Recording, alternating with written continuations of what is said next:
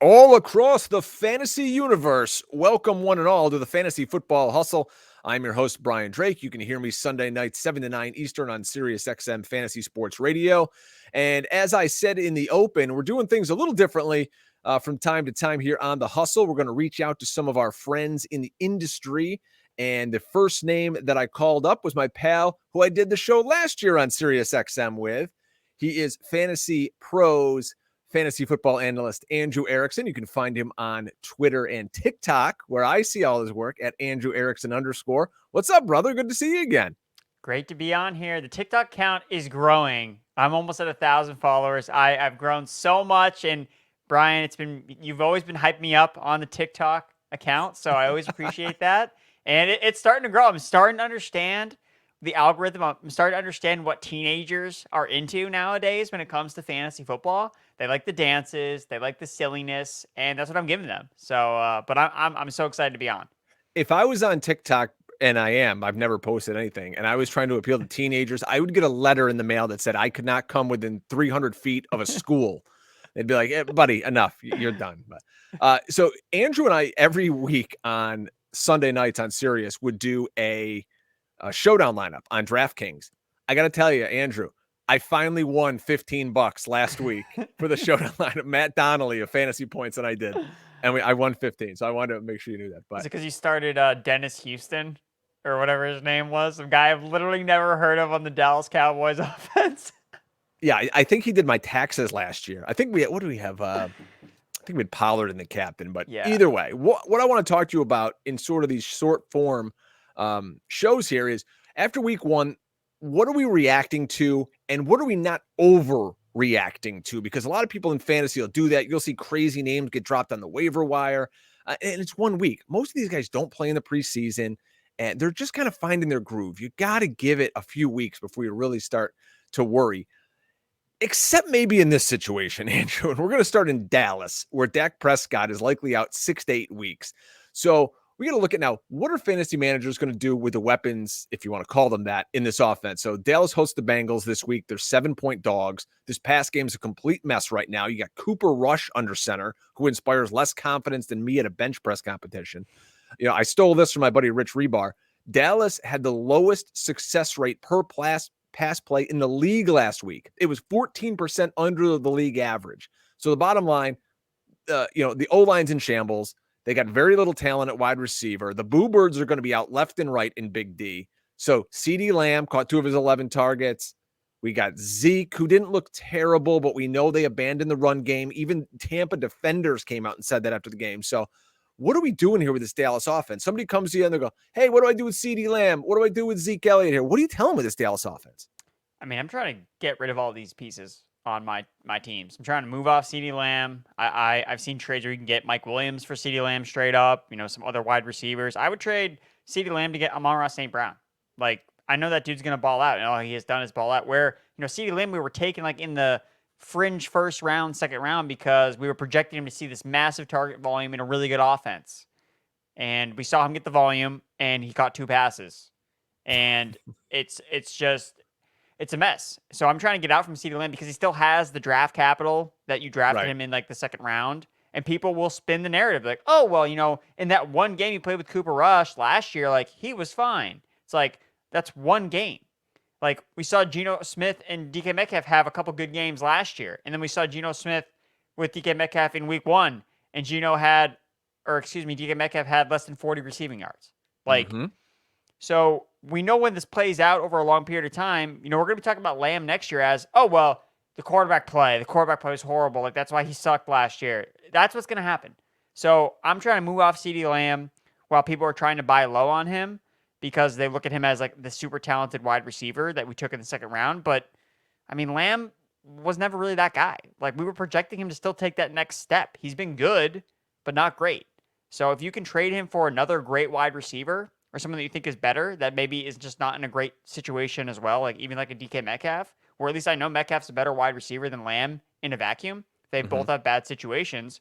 I'll just take the better wide receiver in that case. So I don't mind selling low on Lamb because I don't think it's going to be good. And with Dallas, Zeke, I don't know what you're going to be able to get from him. I was really low on Zeke anyway. I do like Dalton Schultz, though, because the one the thing with Schultz is 100% snaps played. He played all the snaps for the Cowboys. No other tight end played all their snaps last week except for Schultz. So his role is really rare, and we've seen it before with backup quarterbacks. They just lock on to the check down option, Lamb, or they're just going to go to Schultz. Like, that's what I think was going to happen with Cooper Rush. He's just going to go to Schultz. Schultz is going to see a ton of volume, and at tight end, you don't need to be as efficient. You just need to get volume to really be a difference maker. And I think Schultz can be that guy this year, whereas Lamb, you're just going to be pulling your hair out. So I like kind of buying low in Schultz, especially with just how bad tight ends have been so far. Some of these late round guys did not fire in week one. So I like going after Schultz, but I'm out on Lamb, out on Zeke. Mm-hmm. Yeah, what you do in a redraft league, maybe you go find the guy who lost Elijah Mitchell. Maybe we'll see with DeAndre Swift. He's got an ankle injury, didn't practice today. Najee Harris owners, God knows what's going to happen with his foot. You kind of go, hey, listen, I got Zeke. Lord knows Zeke probably isn't your second running back. Ideally, maybe he's your third, but you should have some other depth. I'm with you. This is like when I hear somebody get a high ankle sprain. I'm like, I got to get out from right now because they're never going to be the same. Like, great, I'm going to hold CeeDee Lamb for 8 weeks until Dak Prescott comes back. Your team is going to be 2-6 in 8 weeks when he comes back. You're not making the playoffs. And Michael Gallup will come back too. That's the other thing. It's like, now what's Michael Gallup's timeline? Do you think he's like, oh, let me get back on the field? It's like, no, I'm going to take my sweet time getting back on the field. If you guys are digging the stuff that Andrew puts out, go over to Fantasy Pros, check it out. His latest article's up, Fantasy Football Week 2 Usage Report. A lot of great stuff in there, even some videos. You guys do a nice job over there. I got to meet Matt Friedman at the Fantasy Football Expo. Guy running things over there at Fantasy Pros. I need him to send me the lighting that you have. Your lighting is outstanding here. I gotta step my game up. My ring light for all my TikTok videos. That's what the kids use. I guess so. Jeez, I gotta ask my third grader if she's got an extra ring light I can borrow. All right, let's move on to San Francisco because the backfield here, it's muddied again. Eli Mitchell's out, so now we're left to guess, well, who's going to become the apple of Shanahan's eye? We got Jeff Wilson Jr. He played every running back snap when Mitchell went down. And I stole this from your article, ran a route on nearly 50% of the dropbacks he was in for. But if we look at Wilson's career, he's shown us a few things. Number one, he always gets hurt. And number two, he's just not explosive. He's kind of a guy, Last year, in between injuries, he had 5 games with double-digit carries, only topped 60 yards once. And the 49ers have had him on the roster for years. And what do? They go draft Trey Sermon. They go draft Ty Davis Price. So we're sitting here in week 2 with Jeff Wilson Jr., who so many of us added. There's Jordan Mason, who was on the roster, but maybe that's just a special teams thing. He was active for week 1 out of Georgia Tech. And then there's Ty Davis Price. You would be sickened, Andrew, if you saw how many teams I have Tyrion Davis Price on, who they drafted out of LSU in the 3rd round. To me, the long play, if Eli Mitchell's hurt, which, surprise, Eli Mitchell's hurt, is Tyrion Davis Price. But for this week, I think Jeff Wilson Jr. is going to be the smart play. Yeah, I think for this week, it makes sense. Jeff Wilson, he's had games, famously against my Patriots, he scored 3 touchdowns. And that's where he has that role. As you'll find out in the article, it talks about like goal line carries, red zone touches. Like Jeff Wilson got those. They trust him in that area of the field. But I agree with you with TDP being like this dark horse of a, 3rd round pick. That's pretty high draft capital, but in the Shanahan scheme of things, Trey Sermon was a 3rd round pick too, and he's not even on the team anymore. So what does it really mean? We don't know. But what we do know is they drafted Davis Price because he is built way different than all these other running backs. He's built to last. Like, he is a big-bodied runner, downhill runner. Put your foot in the ground and make the cut. And I think that he fits the system very well. And it may even fit the system with Trey Lance even better. Maybe that's how they kind of view him, as the running back in the waiting with a mobile Trey Lance at quarterback. Whereas last year, Elijah Mitchell really worked better with a Jimmy Garoppolo. And that's why Trey Sermon maybe didn't work with Jimmy Garoppolo, because they thought he would be Trey Lance at quarterback. So I agree with you with Davis Price, but for right now, Wilson is basically just the guy they have because they don't have anybody that's better. Like, that's kind of like how they view the situation. Until Jeff Wilson, doesn't perform to what they want, then there's no reason to replace him. Or like you said, if he goes down, okay, then you could see one of these other guys, Jordan Mason or Tyrion Davis Price. There's some untapped potential here with one of those guys. It's bad when Marlon Mack gets signed to a practice squad and people start raising eyebrows like, whoa, wait, Marlon Mack? Listen, Marlon Mack couldn't beat out Rex Burkhead and Damien Pierce. And trust me, we're going to get to that in a second. But I mean, like, enough with the Marlon Mack stuff. Sometimes you just got to be patient in fantasy football and say, Ty Davis Price is the best running back for this situation. Like, if I can acquire him, I've got him on my roster. Like, don't drop him because he was inactive week 1. Like, same thing with Jaylen Warren. If Jaylen Warren's on your roster, you're not dropping him. Like, that foot's going to act up again. For Najee Harris, just play the long game. And trust me, by week 13, 14, maybe when Dak Prescott comes back, you'll be rocking and rolling here. So let's move on to Houston, because this situation pisses me off. I'm one of the suckers who drafted Damien Pierce in the 5th round of his home league. I had to do it. I had to. He's my 3rd running back on the team. I got a million other guys, but I wanted him, and I went and I got him. He's playing behind my mailman, Rex Burkhead, and the Texans have an old guy head coach, and he does what old guy head coaches in the NFL do. They play shitty veteran running backs over young electric players. So, Andrew, Burkhead outsnapped Pierce by 30 snaps in a game. The Texans were cruising for the most part. So I'll be honest, I added Burkhead in the league where I drafted Damien Pierce. But this, the coaches are coming out now and they're saying, oh, we'll get Pierce the ball and blah, blah, blah, blah, blah. Like, well, why didn't you do that in the first place? Like, I know he's probably not going to be that involved in the pass game, but like, we got to see a little more than this here. I'm worried, but I don't want to overreact. Again, theme of the show. What am I overreacting to? This is like our Hate the Drake segment on Sirius. Well, I think that you could make a case where the Texans kind of got scared in terms of, okay, they jump out to a big lead against the Colts, right? And you're thinking, oh my God, like, this is the perfect situation for Damien Pierce. Like, we were all concerned he was going to get games scripted out because they were going to fall behind. It's like, okay, that makes sense. Like, that's why Burkhead was playing. They were behind. He's the pass catching guy. Like, okay, we could all buy that. But if they had a lead, oh baby, like Damien Pierce, like, let's feed this guy 20 carries. Like, let's have him rip off some big runs. But they played to try to not lose. And they went with the veteran because they're like, we trust Rex Burkhead. We know he's not going to put the ball on the ground. We know he's not going to give up a sack to Davis Mills. So that's the way I kind of view the scenario. And remember, Nick Caserio, who's the GM of the Texans, where does he come from? New England. Where was Rex Burkhead before he ended up on Houston? He was in New England. And he was always kind of rotating in and always kind of hanging around and always having kind of like big games here and there. And he's a trusted guy. And they paid him a decent amount of money to be running back and part of this team. And I think he will have a role, but I think it's important to know that the Texans have an early bye week.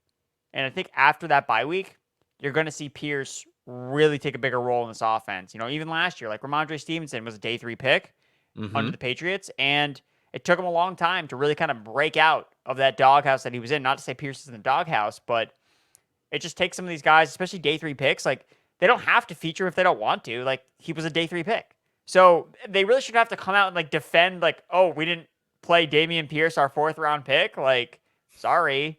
Like, we paid Rex Burkhead all this money. Like, we're going to pay him. It's so weird because if you look at it from that perspective, it's like, no, they just pay their most expensive running back, like the veteran guy, instead of a guy they invested a day 3 pick into. So the coach keeps calling him the starter, though. Every time he talks about Damien Pierce, he calls him, he goes, that's our starter. We got to get our starter the ball. Now, this week, they're at Denver at 4:25 Eastern start. And Denver's going to be out for blood after their embarrassment on Monday night.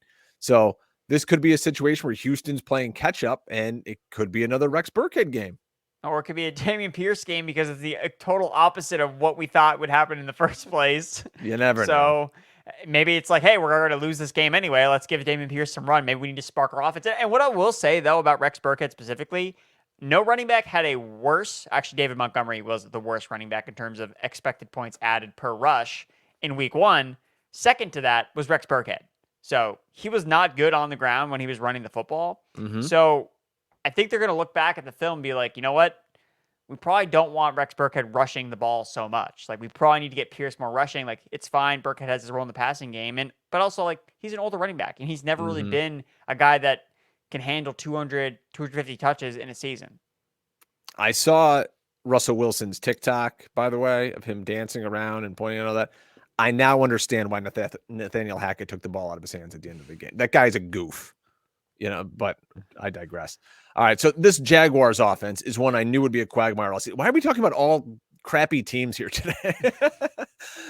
But I love the play on Christian Kirk. They paid him way too much money, but he came through. Even though he didn't score, he's going to be fine. Travis Etienne, though, that's who I want to talk about. He's got me choking on my Miller Lights during the game. First off, he's dropping walk-in touchdowns. Trevor Lawrence is overthrowing him for another one here. Get it together, Jags. Let's go. Come on. But I want Travis Etienne to be fine. I don't understand how he only gets 4 carries. I get, hey, we want to get James Robinson the ball, and he's a great story, and ba ba ba ba ba. Like, Doug Peterson loves kicking fantasy owners in the balls with his committees, but you're telling me Travis Etienne, your most explosive offensive weapon, gets 4 carries? Come on, Andy. That's ridiculous. I don't want to overreact, though. Again, theme of the show. Well, I mean, he did get targets, which is more important anyway for fantasy. True. So I think that's an important thing to kind of have. And he had better usage in the receiving game than James Robinson did. So we always knew that, Robinson was going to probably be the guy that would get the majority of like carries in between the 20s. But those are the least valuable touches that you want in a backfield, similar to that of like an Austin Eckler to an Alvin Kamara. Like those are the guys we were hoping that ETN would kind of ascend to being, at least when a type of role. Because I mean, when you look at him play, like the dude doesn't look like he's like ready to take on like a 350 touch workload. Like he's like a smaller guy. And there were a lot of hits in this particular game where you're like, dude, is that kind of a guy going to be okay? Like he got hammered a couple times. Like he didn't get hurt or anything, but he looks like if you or I went a trick-or-treating on Halloween dressed as a Jaguars player.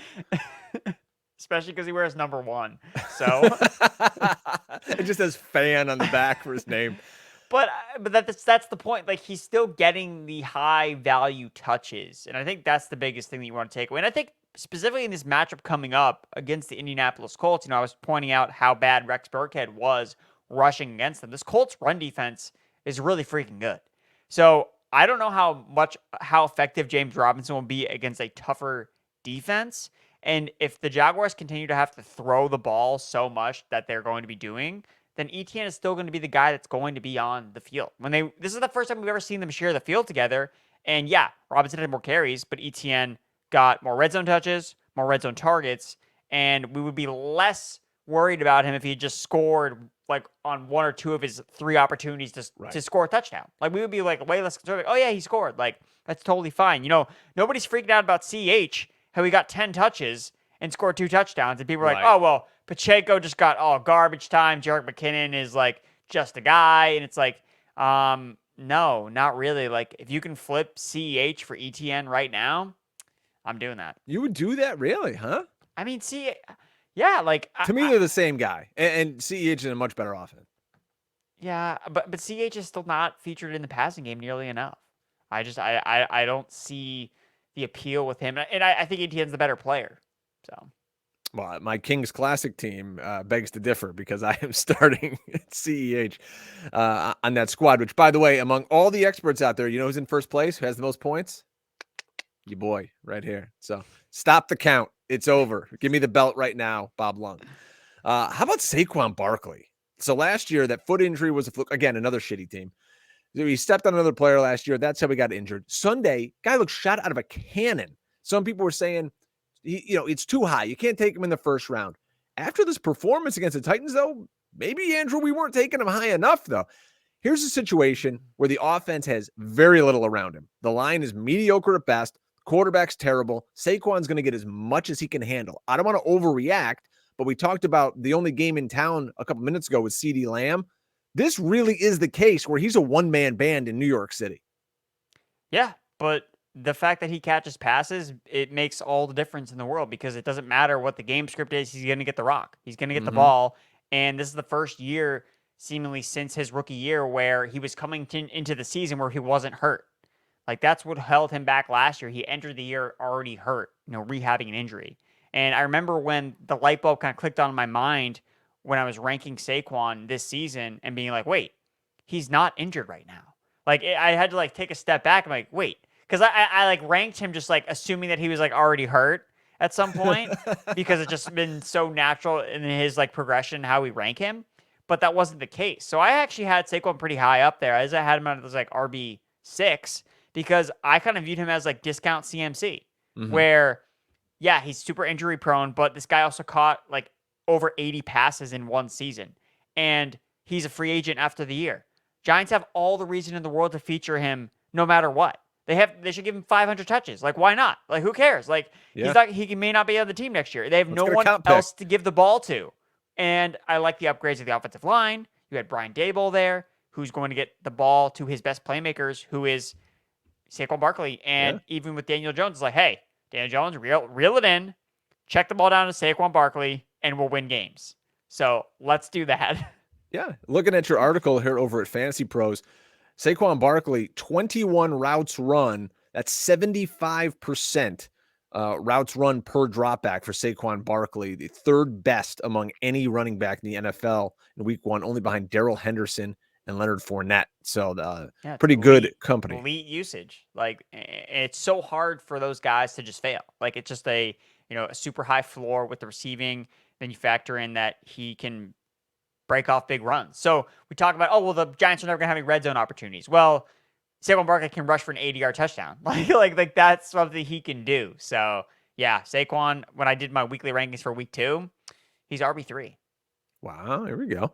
Someone who was an RB1 last week, which I find very hard to believe, Antonio Gibson of the Commanders, 21 touches. But the shocker was they actually threw him the damn ball. 7 receptions for 71 yards. And if that's not enough, Carson Wentz is out here feeding 3 pretty good wide receivers in Terry McLaurin, back from the dead Curtis Samuel, and rookie stud Jahan Dotson, who I was pumping up all weekend. Go back to my Twitter feed at Drake Fantasy, and you can see my victory laps on that. But do you think this is a case here in Washington where this is kind of just a 1-week deal? Like, Carson Wentz turns back into a pumpkin. Like, he can't keep, all these guys scored, and that's what makes it great. McLaurin, Samuel, and Dotson. Like, that's not going to happen every week.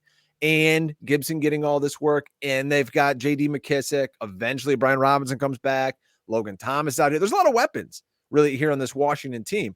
So what are your thoughts on Wentz and kind of keeping this thing going? And Antonio Gibson, baby, RB1. Where do you got him ranked this week? 2? 4, 5? He's in the RB1 range. I think he's RB11 or RB12. And, something I noticed about Carson Wentz, when the schedule first released, I looked at the Washington Commanders schedule and I was like, man, like, Carson Wentz has a really easy schedule to open the year. And NFC East schedule is a joke this year. And that's why I think that you're going to see production from Wentz for a decent amount of time before the wheel. Because even last year, he was productive with the Colts until the wheels fell off. I think we can kind of see something similar here with Washington. I mean, who are they playing week 2? They're playing the freaking Lions. Jalen Hurts. Your secondary stinks. Yeah, they can't cover anybody. So I think you keep rolling with Carson Wentz and this passing game. Like, they're throwing at a really high rate. They're really not running the ball a ton. So even though Antonio Gibson's not rushing, it's like, oh man, like, they're just using him in the passing game. Like, he's running routes downfield. He's catching passes, God forbid, on first and second down. It seems like we just overhype this third down role to death when it's like, okay, they can catch passes on first and second down too. Like, it is possible for them to run routes. And Carson Wentz showed tendencies to throw the ball to Gibson, to throw it to Curtis Samuel, who got 11 targets. Like, I think you should buy into the Washington Commanders passing offense now, because every matchup you're going to look big. Plus matchup for Wentz. Another great matchup for Wentz. Another great matchup for these wide receivers here. So, yeah, people are afraid to buy in because it is Wentz. But at the same time, like, we've seen Wentz be a good quarterback and even a good quarterback for fantasy football. So he's been able to support weapons. So what's he like to do? Push it down the field. Yes. He's got Jahan Dotson. He's got McLaurin. He's going to push the ball down the field to those guys. And I've got Jahan Dotson in a couple of leagues, and I love playing him now at the flex because – and this is just a memo for all you guys out there playing fantasy. If you say you're in a half-point PPR, you start a couple receivers, 3, and you got 2 running backs in the flex. In my mind, Andrew, tell me if I'm crazy here, you should always be flexing a wide receiver. If you're going to get a blow-up week anywhere, and that's how you win in fantasy, it's going to come from the wide receiver position. Like, if you start, I don't know, like, go down this running back list, Jeff Wilson Jr. or Kenyon Drake at your flex or AJ Dillon, if they don't score a touchdown, you're getting 6 points. If, Jahan Dotson goes out there and he goes and does what he did last week, you're going to get 15, 20 points because they're going to catch bomb after bomb after bomb. That's where the points add up. I mean, a 40-yard pass, AJ Dillon's got to work a week and a half to get 4.5 points. Yeah, no, I think that's a good strategy with the flex. All right. I give me a whole spiel and you shit on it. Thanks a lot. No.